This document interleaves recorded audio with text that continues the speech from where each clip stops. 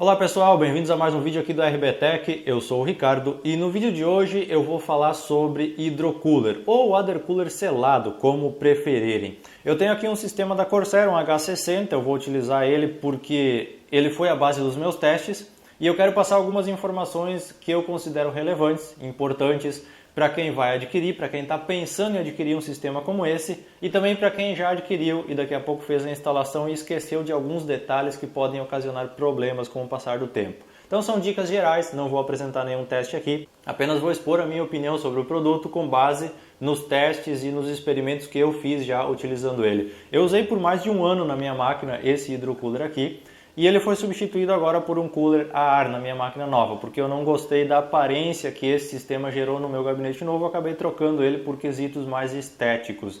E eu acabei descobrindo que, com essa troca que eu fiz, visando a estética da minha máquina nova, com essa troca eu acabei descobrindo que um sistema como esse aqui, que eu paguei R$300 na época, que é um H60 da Corsair, ele tem a eficiência exatamente igual a um cooler a ar de R$130 que eu coloquei agora na minha máquina. Eu comprei um Thermaltake L31, um NIC L31, paguei R$130 e ele tem a eficiência exatamente igual a que eu tinha com esse H60. Então, com menos da metade do investimento, eu estou tendo uma eficiência no quesito refrigeração igual. E isso é um ponto extremamente negativo. Na verdade, você compra um hidrocooler como esse pensando que você vai ter resultados fantásticos, quando na verdade não é bem isso que acontece, principalmente nesses sistemas aqui, que são sistemas com radiador simples. O radiador simples é quando ele tem o tamanho de um cooler só, de um fan só. Esse é o radiador simples. Obviamente que os sistemas de radiador duplo, que seria um radiador desse tamanho, mais ou menos, com 2 fãs, ele tem uma eficiência muito maior, porque o tamanho, a área de dissipação é maior. Mas eles custam R$500. Daí tem que botar na balança isso também. Então esse é o primeiro ponto que eu considero extremamente negativo nos sistemas de hidrocooler. Tem aquele status, tem aquela questão de você poder dizer, tem um water cooler no meu computador, mas é um sistema selado, é um sistema que vem pronto de fábrica, não é nada customizado e a eficiência dele não é tão grande assim. Para quem não sabe como funciona um sistema de water cooler, desses aqui, selados no caso, ele funciona assim, ó.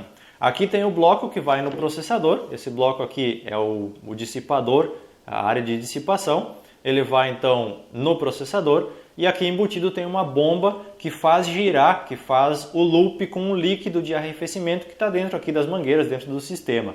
Então quando você liga essa bomba, ela vai fazer com que esse líquido circule aqui dentro, ele passe aqui pela base do dissipador, pegue o calor dessa base, no caso, o calor é transferido para o líquido vai ir para um radiador, vai passar por dentro do radiador, o calor vai ser transferido para o radiador que está sendo resfriado por fãs, que pode ser 1 ou 2 fãs ou mais, se for radiador duplo, por exemplo, mas ele vai ser refrigerado e ele volta então frio lá para passar para o processador de novo e fazer todo o loop novamente. Esse é o funcionamento. A teoria é muito boa, só que como o loop é pequeno nesses sistemas aqui, a eficiência dele acaba não sendo muito boa. Mas deixando isso de lado, tem alguns outros fatores que eu gostaria de mencionar, alguns outros aspectos que eu gostaria de citar no vídeo de hoje. O primeiro deles é que quando você compra um sistema desses, ele vem, geralmente, a maioria das vezes, com um fã. Eu tenho ele aqui com 2 fãs fazendo um push and pull, ou um sanduíche com um radiador no meio e um fã de cada lado fazendo o fluxo de ar nessa direção, nesse meu caso aqui. Esse sistema aqui com 2 fãs, eu tirei o original e coloquei outros 2 aqui, ele é muito mais eficiente. Ele chega a ter uma eficiência de até 8 graus no quesito temperatura. Então ele é o mais eficiente de todos. A média fica nos 5 graus de diferença, você usar só um fã ou usar 2, a média, tá? Então, como ele vem de fábrica com um fã somente e é essa configuração que a maioria das pessoas usa, ele acaba não tendo a melhor eficiência que o sistema pode oferecer. Porém, tem algumas vantagens de você utilizar somente um fã e é nesse ponto que eu já quero chegar. Aqui eu tenho o fluxo de ar da seguinte forma, essa parte aqui vai ser instalada então na parte de trás do gabinete, aqui vai no processador e o fluxo de ar fica nessa direção. Ele entra por aqui e sai aqui para fora do computador, leva todo o calor para fora. Então eu tenho 2 fãs. Esse sistema aqui suja muito mais. O push and pull suja porque aqui você está jogando ar no radiador, aqui você está tirando ele para fora. Só que a poeira não passa pelo radiador, ele é muito fino. Então a poeira vai começar a grudar no radiador e quando você vê, ela está encrostada, ela está trancando a circulação de ar e a eficiência do seu sistema começa a cair. Quando ele está sujo, a eficiência vai lá para baixo, você acaba perdendo eficiência. E um detalhe que começa a acontecer em contato com um conhecido que trabalha com manutenção, com um aluno, aliás, do RBTech, ele me disse que teve casos de cliente dele já que por estar muito sujo e o sistema perder eficiência, o líquido começou a ficar muito quente no interior das mangueiras e pelo calor excessivo começou a vazar nas juntas, nas vedações das mangueiras. Então teve 3, eu acho, clientes dele que tiveram esse tipo de problema, então você tem que observar isso. A manutenção tem que ser muito mais cuidadosa, você tem que ter uma atenção especial se você tem um hidrocooler e utiliza sistema de push and pull com 2 fãs como esse. Se você usa só um fã e ele está jogando ar em cima do radiador, você também tem que ter esse cuidado. Mas tem a configuração que você pode botar só um fã como exaustor, ele não joga ar direto em cima do radiador. Nessa configuração ele vai ter uma eficiência igual a de um fã só jogando ar como ventilador, só que ele não vai sujar tanto, porque o ar está pegando daqui e jogando para lá, ele está funcionando como um exaustor, então você tem que atentar para esses detalhes.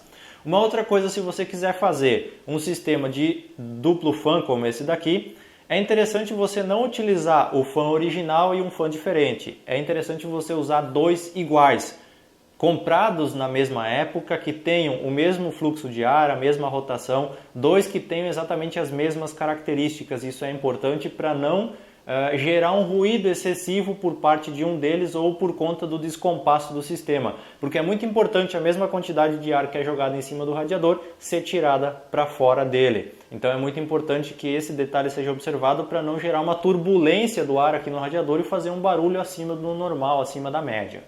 E um outro detalhe que tem que observar é o seguinte, não adianta você ter 2 fãs iguais e você ligar ele em conectores diferentes da sua placa-mãe. Isso pode gerar também uma rotação diferente em cada um deles. Quando você vai fazer um sistema de duplo fã, é interessante você ter um splitter, um cabinho de split, que vai conectar uma ponta na placa-mãe e tem 2 saídas para que a mesma alimentação seja mandada para os 2 fãs. Então você vai manter a mesma rotação dos 2. E aproveitando que a gente está falando aqui de instalação, de detalhes pertinentes à instalação, tem um outro erro que acontece muito, principalmente com quem é novato ou com aqueles que não leem o manual. Pelo menos isso está muito claro no manual do meu produto, não sei de outras marcas se é o mesmo, mas creio eu que seja e a lógica indica para que seja isso. É que as pessoas acabam ligando a bomba do hidrocooler na entrada do CPU fan da placa-mãe.